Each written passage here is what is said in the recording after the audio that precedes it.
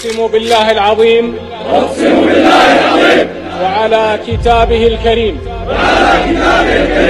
أن أكون مخلصا لله مجاهدا في سبيله عاملا بشريعة الإسلام مطيعا لمليكي ومدافعا عن وطني بكل ما أملك من وسائل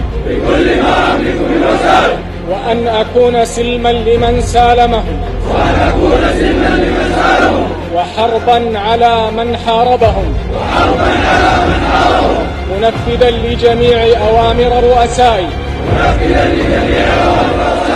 نسأل الله عز وجل أن يجزينا شكر نعمته وأن يوفقنا جميعا لما ديننا وبلادنا وشعبنا.